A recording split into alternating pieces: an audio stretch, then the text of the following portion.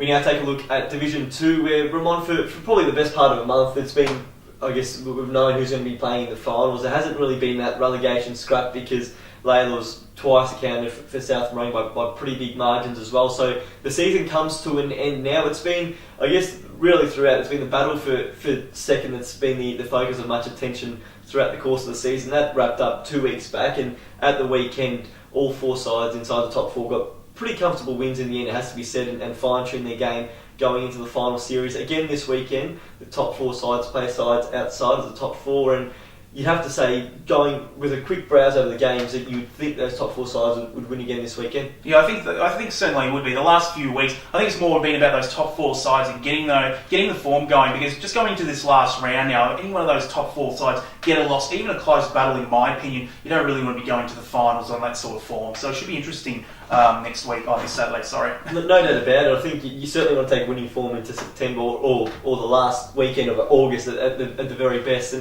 and I'm sure all these 4 sides won't be flirting with anything at the weekend, and you would think that they're going to go in as warm favourites in each of their games. The first game we take a look at is Hurstbridge taking on the Diamond Creek Football Club. This game to be played at Ben Freelay Oval at the weekend.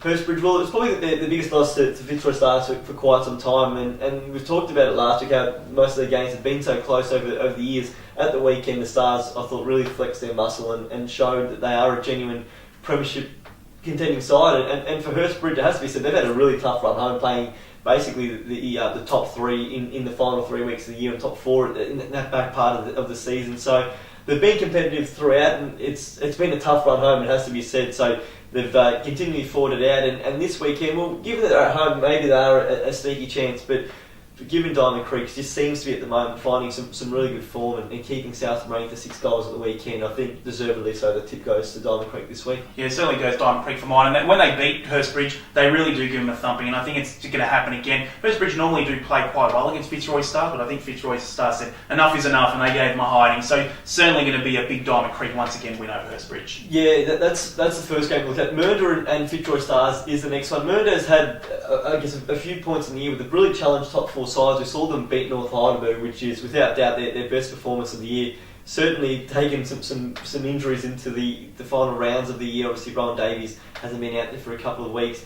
Big day for them. It is the final senior game for Matthew Rees, a former captain of the club. He was best on ground in last year's grand final and truly a champion of that club. So they'd love to send him out on a winning note. But the Fitzroy Stars, I think that win at the weekend was a big one for them. I think mentally more so than anything else, because they were expected to beat Hurstbridge.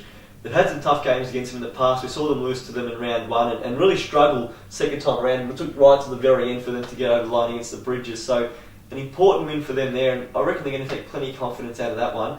And I would think they would account for Mernda this weekend and go into that game against the Whittlesea Football Club with some really good form. Yeah, they haven't really done anything wrong this season, Fitzroy Stars. It took me a while to really jump on board with Fitzroy Stars, but they're doing really well. Certainly want to wish Matty Rees all the best. He was a fantastic player for the Moon Footy Club. Hopefully he can get the best on ground. The game itself, though, I think it's going to be spoiled. I'm going with Fitzroy Stars.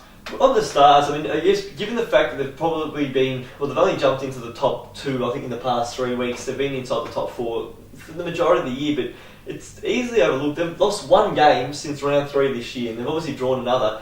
That game, they're up by 54 points, and they're in some absolutely ripping form, and I think they're probably happy to have had Whittlesea continue to win games and just deflect the tension from them as well. But that first final coming up in a week's time, I know we're still, some 10 days out from it or whatever we are, but that is going to be an absolute cracker. I can't wait for that one, and it is amazing to think what winning runs these 2 sides are going on. Whittlesea is the next side we take a look at. They take on Layla at Layla Reserve, and almost ideal fixturing for Whittlesea, given they will play Fitzroy Stars at Layla next weekend in the first weekend of the final, so a good chance to acclimatise themselves to the ground. It has to be said that Fitzroy Stars have played a couple of times on the ground as well throughout this year and in years gone by, so 2 sides who you think by next week will be comfortable to that ground. Layla, they're fighting it out this season. They've been a lot more competitive in the run home, and it has to be said, a lot of youngsters playing in that side, coming up from the under-19s as well. Against North Heidelberg at the weekend, you look at the scoreline, you see, well, it's a 10-goal loss, and you think, well, it was that one-sided. First quarter was 9 goals to 1 with North kicking with a heavy breeze. Laylaw kicked 1-9 in the second quarter, and you just think if they had been able to kick a couple more goals, who's to say that they couldn't have managed a closer result in the end? So it was wayward kicking that really hurt them in that second term, but Whittlesea always going to be a tough opposition to come up against, and you would think the Eagles would win this final game of the home and away year. Yeah, well, coming up on form, coming into the finals, the last thing Whittlesea want to do is give away a win to the Laylaw Footy Club. They want to beat Laylaw, want to beat them badly. As for Laylaw themselves, obviously they've bounced back after the win against South Marine. They had won a couple of games, and it's good to see they're doing well. They'll have to improve next season, of course, but as for the game itself, should be a big win for Whittlesea. Laylaw's on 4 wins at the moment. I mean, I wouldn't expect them to win this one here, but given the amount of talented youngsters coming into that side, they're veterans when they're on the park. They've had a few injury concerns themselves. I could easily see them jumping up and doubling that wins tally next year as well. There's plenty to like about them, and their 19s are playing finals footy this year. They'd probably lose out a bit of depth from their 2 side, but certainly enough youngsters pushing through that if they stick with the club, there's probably some bright, some sunshine ahead for them. On Whittlesea, they had a really tough first half against Smyrna, but they bounced back as they tend to do. I'd love to see some records on their third quarter. We'll have to probably get them up in the next week or so, but they have their second halves in every game just about this year have been pretty unbelievable. And at the weekend, Brent Toll came back into the side and kicked 5 goals, and Fairchild kicked 4 more. But certainly their second half performances in games this year has been simply awesome. The final game of the round sees South Marine play their final game in Division 2 for the time being.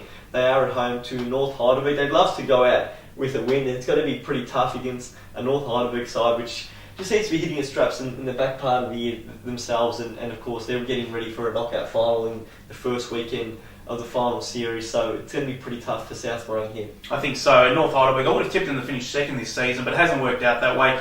So it looks like they'll be facing off against Diamond Creek. But as for this game themselves, I think they expect them to get a big win against South Marine. Hopefully get themselves in a bit of form. As for the South Marine Footy Club, it's been a disappointing year. They'll be going back down to Division 3 to rebuild. The game itself, though, should be a big win for North Heidelberg. North got some players back at the weekend as well. John Green was back in the side, and so too Jared King. So if you can get another game to them, 2 games going to the final series, you hope they just get a bit more of that finesse and match fitness as well. And certainly some sides would prefer in the finals that North didn't have the likes of King and Green in the final series. So they're certainly a danger side despite the fact they're going to finish outside of the top 2. We'll take a quick break. When we come back, we have a look at all the action coming up in week 1 of the finals in Division 3.